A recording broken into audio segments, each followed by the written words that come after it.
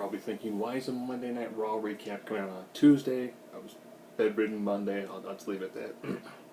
So begin with the Authority making their comeback and talking about Seth Rollins, how awesome he is. How Seth Rollins Appreciation Night. Well, he has no match. However, Ambrose, Reigns, and Orton are now at the back of the line, but that's okay because they don't have matches either. Ambrose again is pushing for his title shot. So they book in the show with the Authority. Ambrose has matched Bray Wyatt. These two guys have really good chemistry. Distraction by J&J. Wyatt gets the win. Yes, for those keeping score, Wyatt has won 2 matches back to back. That's ridiculous. When's the last time he's ever won 2 matches back to back that weren't against Ambrose both times? That's impressive. So Ambrose then decides to crash the Rollins Appreciation Moment, or Arctic of a Dream, and brings out the cinder blocks. Threatens to crush him through cinder blocks, unless he gets his one-on-one title shot at Elimination Chamber. Now should be a pretty solid pay-per-view.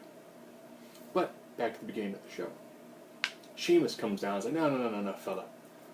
I'm the reason Daniel Bryan isn't here anymore. Why? Because it's time to build up the Elimination Chamber match.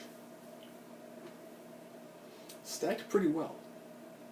It's got some good names. That's going to be an impressive match. Ryback comes down and says, I don't like bullies, and you look stupid. And I haven't seen it yet, but I'm waiting for someone to kick out the meme. Sheamus needs a new look. Why not Zoidberg? And those two had a really good, hard-hitting, vicious match. Sheamus takes a ring post to the eye, and is favoring the eye. Hits a broke out of nowhere, still holding his eye. His eye's fine. He was healing. Good old school. And I'm like, that was good. I liked that. That match worked. Neville again takes on Barrett. But before that happens, Bo Dallas comes down and attacks the injured knee of Neville. Neville sells the injury throughout the entire match. So Ryback sold an injury from the night before from Bray Wyatt. Neville is still selling a leg injury from the night before. Are you keeping track on this? John Cena selling the injury from the night before. That's pretty impressive. Due to Neville's injury, Barrett gets the victory. Nice match. Worked well. Really, really solid match work. New Day had their return match with the Brass Ring Club. But no Xavier Woods, because of what happened the night before. Alright. That ends in a DQ. And then Xavier Woods comes down. And then Lucha Dragons come down. And then Los Matadores come down. And then the Ascension comes down. And then PTP comes down. So there's just 6 teams in your Elimination Chamber match. Yes. Yes. The Chamber will now have a tag match. I know what you're thinking. Why was there not Rowan and Harper? They might not fit together in a cage. So, 2 teams will start. 4 teams will be in pods. That's going to be some awesome looking pictures of people like mashed against pod walls.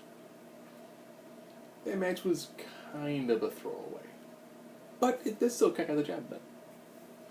Rusev came down, said he never said that he quit. Lana came down and said, you did quit. You quit in Bulgarian. And he was like, shut up, you leave now. He always pointed and smacked him. And then left because, you know, they see lots of money to be made in Lana. So why not entirely just kill all momentum Rusev has? And take it from this massive, unstoppable beast to abusive boyfriend. Because John Cena makes everything better.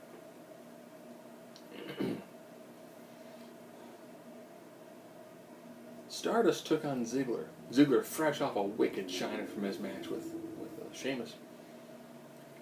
And he's just getting owned by Dust the whole time. Zigzag gets the pinfall. Lana comes down because YouTube segment. I'm guessing, maybe, potentially, perhaps. I don't know. She kisses Ziggler. Crowd chants one more time.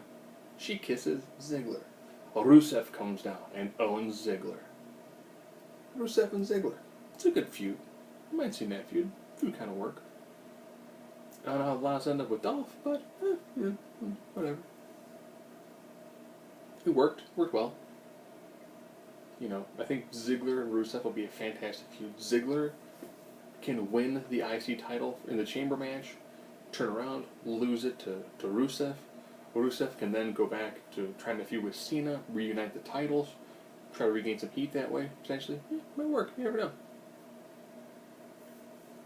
Harper and Rowan took on the team of Fan Ryder, or Rydango. Yeah. Face Dango and Zack Ryder are a tag team because jobbers. And they got flat out demolished. Now, and Nikki defended against Naomi, but was going to win, but then Tamina got involved. The matches are getting better, but it's starting to get to the point where it's like, oh, Brie, now that your face is, I'm stepping, I can meet you. You have to go into counseling. Oh, okay. And it's just, I don't care that much for face Nikki. It's bad enough that the biggest story of last year was, you end up having things like the Bella feud. You had Brie versus Stephanie. So the Bellas were a big portion of last year. Even though Nikki only won the title in November. But they still dominated. So they're kind of like the John Cenas. With the title, they're the main attraction. Without the title, they're the main attractions. But Paige made a comeback and laid out Nikki. Good. Naomi, Nikki, Paige has to make it for a good, solid match. And a decent feud to keep the division kind of going a little bit. So now, the coolest part of the entire night. John Cena, U.S. Open Challenge, gets answered by Kevin frickin' Owens. These two had a really good exchange on the mic. But John was like, let me give you some advice. He says, no. I've been doing this longer than you. You don't get to give me advice. Fantastic. And I'm thinking, are these two guys going to fight? And then he's like, I'm a prize fighter. I've already got a prize. NXT Championship. But we will fight John Cena. Oh, we will fight. Kick to the midsection. Bounce off the ropes. Pop-up powerbomb. John Cena, center of the ring. Kevin Owens, victorious. Steps on the U.S. Championship, walks away. Elimination Chamber.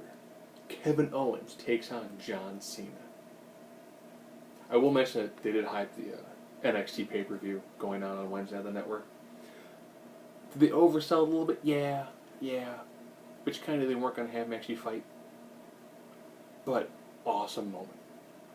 It almost seems like they're going to use the John Cena Open as the way to bring NXT talent onto the main show to really give them that great little mainstream exposure.